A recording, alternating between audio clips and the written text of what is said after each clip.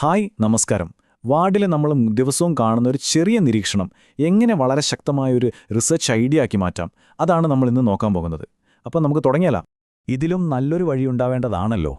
എനിക്കുറപ്പാണ്, ഒരു നഴ്സ് എന്ന നിലയിൽ നിങ്ങൾക്ക് എപ്പോഴെങ്കിലും ഈ ഒരു ചിന്ത വന്നിട്ടുണ്ടാകും. രോഗികളെ പരിചരിക്കുമ്പോൾ തോന്നുന്ന ഈ ചെറിയ ചോദ്യങ്ങളില്ലേ, അവിടെ നിന്നാണ് പലപ്പോഴും വലിയ കണ്ടുപിടുത്തങ്ങളുണ്ടാവുന്നത്. ഓർക്കുക, നിങ്ങളുടെ ആ ഒരു ചിന്തയാണ് എല്ലാറ്റിൻ്റെയും തുടക്കം. കണ്ടില്ലേ, നിങ്ങളുടെ അനുഭവങ്ങൾക്ക് അത്രയേറെ വിലയുണ്ട്. പേഷ്യൻ്റ് കെയർ ഇംപ്രൂവ് ചെയ്യാനുള്ള യഥാർത്ഥ തുടക്കം നിങ്ങളുടെ സ്വന്തം നിരീക്ഷണങ്ങൾ തന്നെയാണ്. ടെക്സ്റ്റ് ബുക്കുകൾ പറയുന്നതും ഇത് തന്നെയാണ്. നിങ്ങളുടെ വാർഡാണ് നിങ്ങളുടെ ആദ്യത്തെ ലബോറട്ടറി.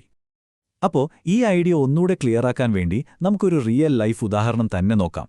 ഒരു ജെറിയാട്രിക് മെഡിക്കൽ വാർഡിലെ ഒരു നേഴ്സ് എപ്പോഴും കാണുന്നൊരു പ്രശ്നം ശ്രദ്ധിക്കുന്നതിലൂടെയാണ് നമ്മുടെ ഈ വിശകലനം ആരംഭിക്കുന്നത്. ഇതാണ് നമ്മുടെ അടിസ്ഥാന പ്രശ്നം. പ്രായമായ രോഗികൾ വീഴുന്നു. ഒറ്റനോട്ടത്തിൽ ഇതൊരു സാധാരണ സംഭവമായിട്ട് തോന്നാം. പക്ഷേ ഇത് ആവർത്തിക്കുമ്പോഴോ അതൊരു റെഡ് ഫ്ലാഗാണ്, അല്ലേ? ഇവിടെയാണ് ഒരു നഴ്സിന്റെ നിരീക്ഷണ പാഠവും ഏറ്റവും പ്രധാനപ്പെട്ടതാകുന്നത്. അപ്പോൾ എന്താണ് ഒരു റിസർച്ച് പ്രോബ്ലം? സിമ്പിളായി പറഞ്ഞാൽ, ഇപ്പോൾ എന്താണ് നടക്കുന്നത് എന്നും ശരിക്കും എന്താണ് നടക്കേണ്ടതെന്നും തമ്മിലുള്ളൊരു ഗ്യാപ്പാണിത്. നമ്മുടെ ഈ ഉദാഹരണത്തിൽ രോഗികൾ വീഴുന്നു, പക്ഷെ അവർ വീഴാൻ പാടില്ല. ഈ ഒരു വിടവ് നികത്താനാണ് നമ്മൾ ശ്രമിക്കുന്നത്. ഇപ്പോൾ രോഗികളുടെ സുരക്ഷ എന്ന് പറഞ്ഞാൽ അത് ഭയങ്കര വിശാലമായൊരു ടോപ്പിക്കാണ്, ഒരു വലിയ കുട പോലെ. നമ്മളെന്താ ചെയ്യുന്നതെന്ന് വെച്ചാൽ, ഈ സ്ലൈഡിലെ ഫണൽ പോലെ ആ വലിയ വിഷയത്തിൽ നിന്നും തുടങ്ങി അതിനെ ഒന്നുകൂടെ ഫോക്കസ് ചെയ്ത് ചെറുതാക്കി കൊണ്ടുവരുന്നു. അതായത് ആശുപത്രിയിലുള്ള പ്രായമായവരിലെ വീഴ്ച. ഈ ഒരു കൃത്യതയാണ് റിസർച്ചിനെ ലക്ഷ്യബോധമുള്ളതും ഫലപ്രദവുമാക്കുന്നതും.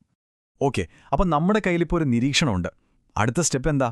ഇതിനെ എങ്ങനെ ഒരു സിസ്റ്റമാറ്റിക് ടെസ്റ്റ് ചെയ്യാൻ പറ്റുന്നൊരു ചോദ്യമാക്കി മാറ്റാം എന്നതാണ്.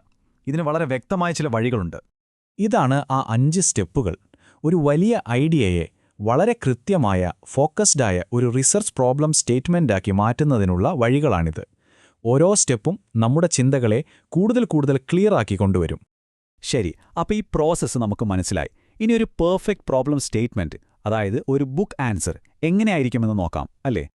ഓക്കെ, ഇതാണ് നമ്മുടെ ആ വീഴ്ചയുടെ സിനാരിയോ വെച്ചിട്ടുള്ള ഫൈനൽ റിസർച്ച് പ്രോബ്ലം സ്റ്റേറ്റ്മെന്റ്. ഒറ്റ നോട്ടത്തിൽ വലുതാണെന്ന് തോന്നാം, പക്ഷെ പേടിക്കണ്ട. ഇനി നമുക്കിതിനെ ഒന്ന് കീറിമുറിച്ചു നോക്കാം. ഈ സ്ലൈഡിൽ കാണുന്നതാണ് ഇതിന്റെ ഏറ്റവും പ്രധാനപ്പെട്ട ഭാഗം. ഒരു നല്ല സ്റ്റേറ്റ്മെന്റിൽ ഈ 4 കാര്യങ്ങളും വളരെ വ്യക്തമായിരിക്കും. എന്താണ് നമ്മൾ മാറ്റം വരുത്തുന്നത്, അതായത് കാരണം.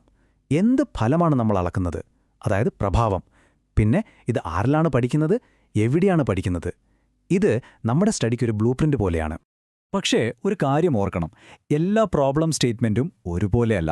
ഒരു നല്ല സ്റ്റേറ്റ്മെന്റ് ആവണമെങ്കിൽ അത് ചില ക്വാളിറ്റി ചെക്കുകളൊക്കെ പാസ്സാവണം. ഒരു റിസർച്ച് പ്രോബ്ലം നല്ലതാണോ എന്ന് നമുക്കെങ്ങനെ അറിയാൻ പറ്റും? ഈ 4 ചോദ്യങ്ങൾ ചോദിച്ചാൽ മതി. നമ്മുടെ വീഴ്ചയുടെ ഉദാഹരണം നോക്കിയാൽ ഇത് 4ഉം ശരിയാണ്. ഇത് പേഷ്യന്റ് സേഫ്റ്റിയെക്കുറിച്ചാണ്. വീഴ്ചകൾ നമുക്ക് എണ്ണാൻ പറ്റും. വാർഡിൽ നടത്താൻ വലിയ ബുദ്ധിമുട്ടില്ല. പിന്നെ ഇതിൽ നിന്നൊരു വ്യക്തമായ ഉത്തരം കിട്ടാനും സാധ്യതയുണ്ട്. ഓക്കെ, ഈ ഐഡിയ ഒന്നുകൂടെ ഉറപ്പിക്കാൻ വേണ്ടി നമുക്ക് ഇതേ ഫോർമുല വെച്ച് തികച്ചും വ്യത്യസ്തമായ ഒരു ക്ലിനിക്കൽ പ്രോബ്ലം എങ്ങനെ സോൾവ് ചെയ്യാമെന്ന് നോക്കാം. ഇത് മിക്കവാറും എല്ലാവർക്കും അറിയാവുന്നൊരു കാര്യമായിരിക്കും. പീഡിയാട്രിക് വാർഡിൽ കുട്ടികൾക്ക് IV കാനുല ഇടുന്നത്, അവരുടെ ആ വേദനയും പേടിയും, ഇതും ഒരു നഴ്സിന്റെ നിരീക്ഷണത്തിൽ നിന്ന് വന്ന ഒരു യഥാർത്ഥ പ്രശ്നമാണ്.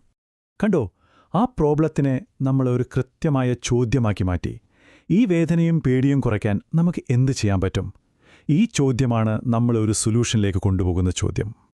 ഇങ്ങനെയൊരു ചോദ്യം ചോദിച്ചാൽ എന്ത് സംഭവിക്കും എന്നതിൻ്റെ ഒരു അടിപൊളി ഉദാഹരണമാണിത്. ബസി എന്നൊരു ചെറിയ ഉപകരണം ഉപയോഗിച്ചപ്പോൾ കുട്ടികളുടെ വേദന ഗണ്യമായി കുറയ്ക്കാൻ സാധിച്ചു എന്ന് ഒരു യഥാർത്ഥ പഠനം തെളിയിച്ചു. ഈ നമ്പറുകളൊന്നും നോക്കിക്കേ.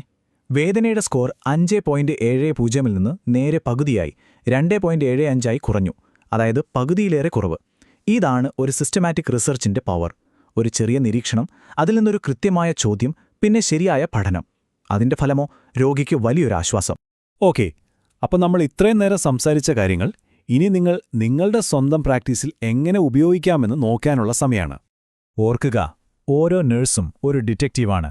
നിങ്ങളുടെ വാർഡിലെ ദൈനംദിന വെല്ലുവിളികളെ രോഗി പരിചരണം മെച്ചപ്പെടുത്താനുള്ള അവസരങ്ങളായി കാണുക. അതുകൊണ്ട് നിങ്ങളുടെ വാർഡിൽ ഒന്ന് ചുറ്റും നോക്കൂ. നിങ്ങളുടെ അടുത്ത നിരീക്ഷണമായിരിക്കാം ചിലപ്പോൾ രോഗി പരിചരണത്തിലെ അടുത്ത വലിയൊരു മാറ്റത്തിന് കാരണമാകുന്നത്.